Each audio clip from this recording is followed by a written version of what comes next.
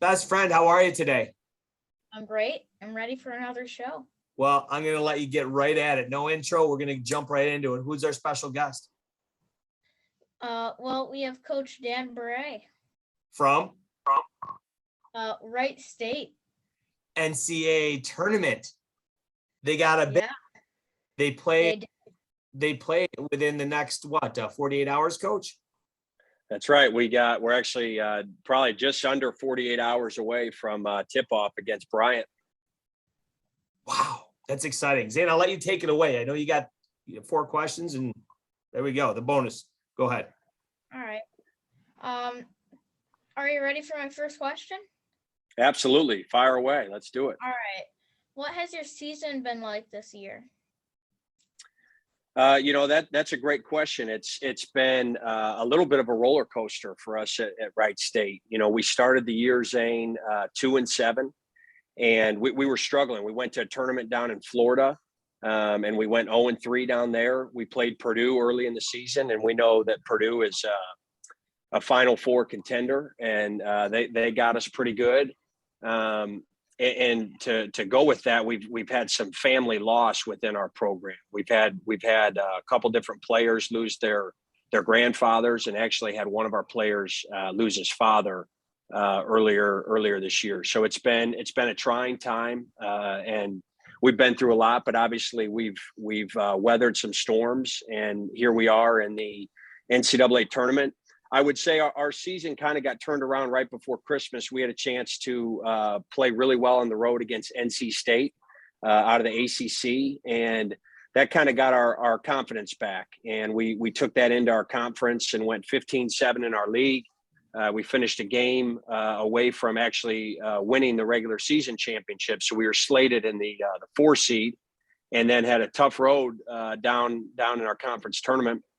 We beat a tough Oakland University team in the quarterfinal, and then we beat Cleveland State, who beat us twice. We beat them in the semis, and then, kind of to sum up our season, we were down 16 to Northern Kentucky in our Horizon League championship game, and we're able to come back and find a way to win that one. So it's been a lot of ups and downs, but we're on a high note right now. So we're excited to play in the tournament. Yeah. Well, I'm excited to watch you beat Bryant. Absolutely. Amen. You got it. Yeah. Are you ready for my second question? Yep. What do most people not know about Wright State basketball? I would say that the one thing that we're reminding a lot of people of now is we've won 5 conference championships one way or another in a row here.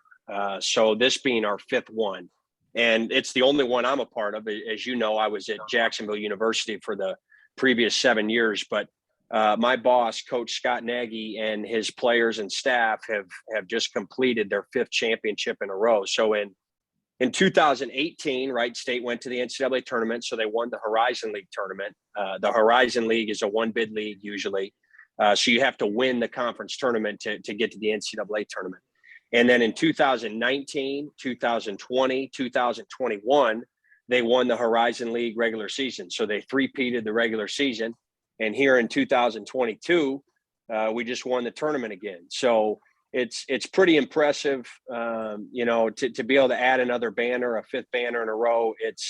It speaks to the culture that Coach Nagy's created. And it's certainly a nice selling point when you get recruits to come into our practice facility and see the banners up on the wall. They can see a level of consistency, and that's what everybody wants to play for. They want an opportunity to play in March Madness, and I think we've shown that we're gonna always be around with a chance to do that.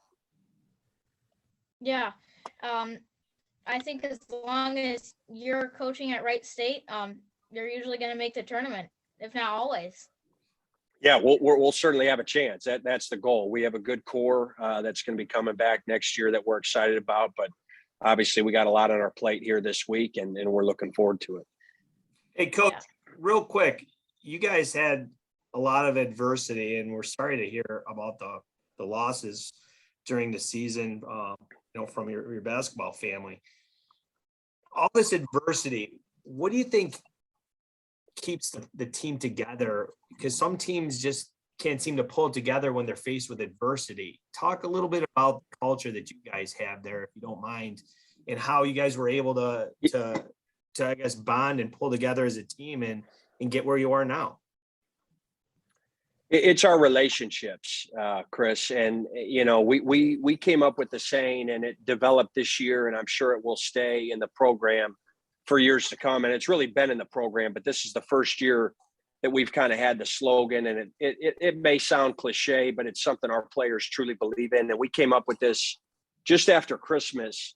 You know, we had a couple of players out with COVID. Two of our coaches were out with COVID, and we were kind of trying to find a way to rally around each other. And we came up with the slogan, brotherhood over basketball. So we actually got shirts printed yesterday from our athletic director, Bob Grant, that on the back of them, it says brotherhood, you know, with a line, you know, to represent over basketball. So it's really just the relationships that our players and coaches have. We all know that it's bigger than basketball. And when coach sits down with recruits, he tells them, you know, these lessons are going to be for the rest of your life. You know, what's going to happen when basketball is over. And I think it comes back to the relationships that you establish with your teammates and your coaches. So that was really the thing, just the people that were around every day. You know, some people were having harder times than others, and we were able to pull each other together during those times.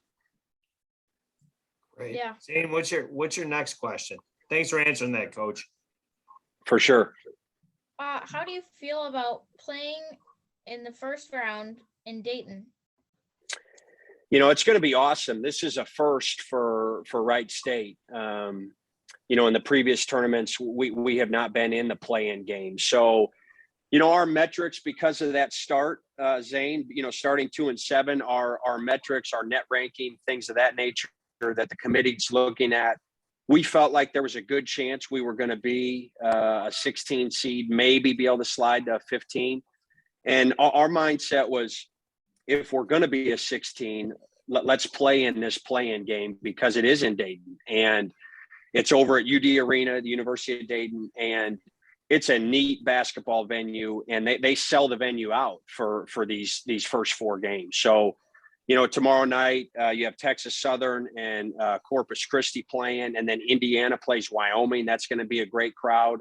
And then after our game on Wednesday, you have Notre Dame and Rutgers. So you got a team out of the ACC and a team out of the Big Ten, and that crowd will be great. And the benefit for us is it's usually locals. You know, the Dayton community loves their basketball, and you know, chances are those locals, even if they're fans of University of Dayton or Ohio State or whoever they're a fan of, they're going to get behind the local team, and we're going to really enjoy that moment playing in front of our home fans. So it's going to be awesome. It's not going to be easy. There's going to be a lot of emotions that go into it, but our players are certainly looking forward to the opportunity. Yeah, that's a great answer. It's going to be crazy, Coach. I can already feel it. I'm excited for you. Zane, what's your next? Oh yeah, my palms will be sweating. The nerves will be going. It's going to be sweet. What do you got, bud? Well, what is your favorite March Madness moment of all time? You know, for me, and I can't remember if I mentioned this when I was on before. I may have, but I was lucky enough to be, you know, I didn't play in college. I could have played at a lower level, but I knew I wanted to coach. And so I went to Indiana University, which had a great manager program and still does. And so my freshman year, the team went to the Final Four in Atlanta. So for me, that would be my top moment. It almost seemed too easy at the time. You know, you win 2 games one weekend, you win 2 games the next weekend, and all of a sudden you're in the Final Four. And as we know, it's not even close to that easy. So that was an awesome deal. It was in Atlanta. We had a couple players on the team that were from Atlanta. You know, I remember all my friends going down, had some family down there. We beat Oklahoma in the Final Four game and advanced to play in the national championship. And it was the year of it was 2002, but 9/11 had just happened. So during the national anthem, they had the flag, the American flag from the Pentagon.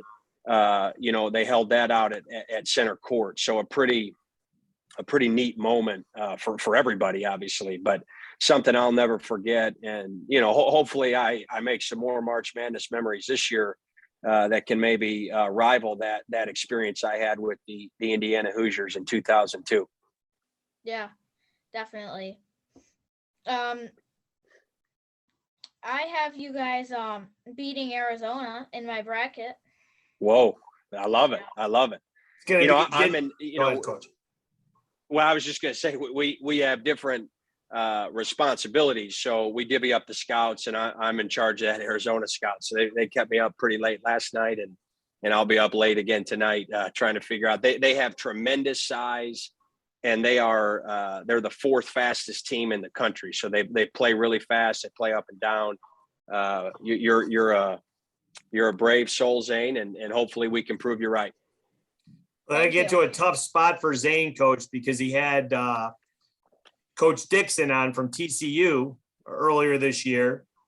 And then you guys would match up against TCU because I know that he picked TCU to win first round. So that would be they get TCU Seton Hall, right? Yes.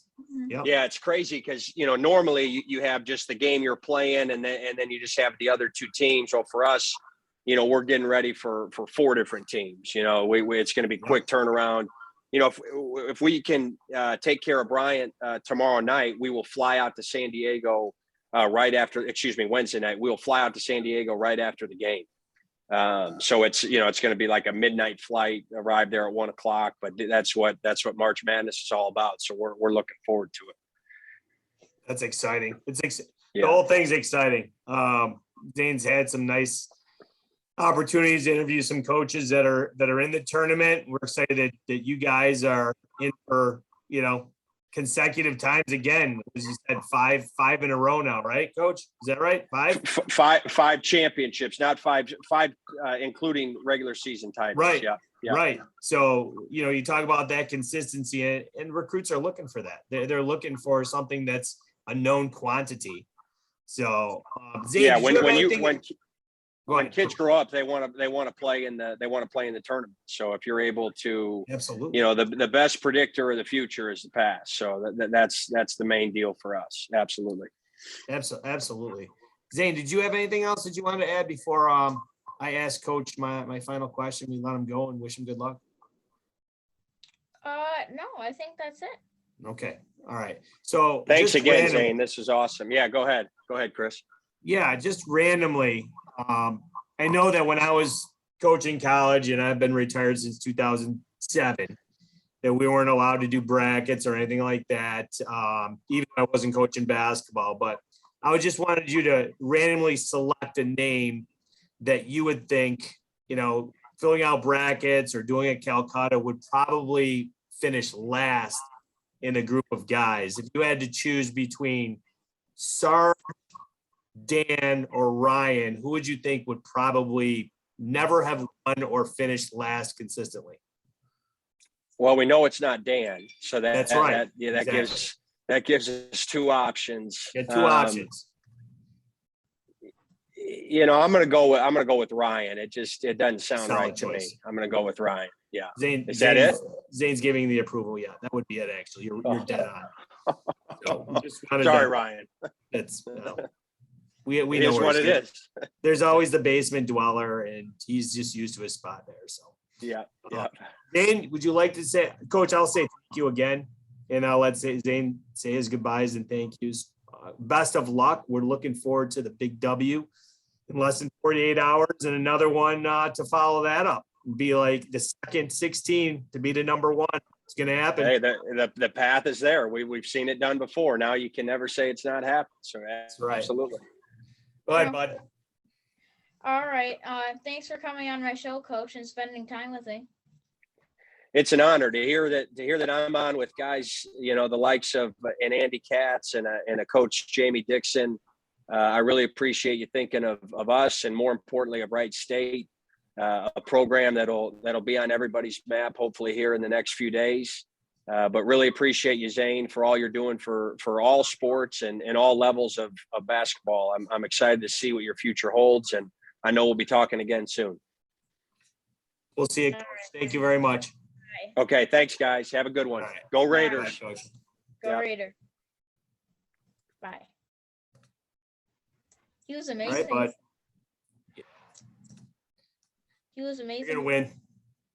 What a They are. nice culture they have there. It sounded like they had such adversity during the season, and there's a difference. Some programs can handle that, others can't. And what I will tell you, Bud, is if you have the right culture in your program, the right relationships, you can pretty much overcome anything, and it'll galvanize, bring everyone together, and Yeah. accomplish some awesome things. And that starts with leadership with the coaches, leadership with the players, and getting the right recruits in that have character. You've heard coaches from all sports talk about that. Hall of Fame coaches in multiple sports talk about character. So your first two-time guest, Coach Bere. Yeah, Coach Wright. State. We're rooting for Wright State. We are. All right, bud, sign it off. Nice episode. March All right. Madness, your favorite time of the year. Yeah. As Jimmy Valvano said, don't give up. Don't ever give up. Bye. Love you. Great job. Thanks.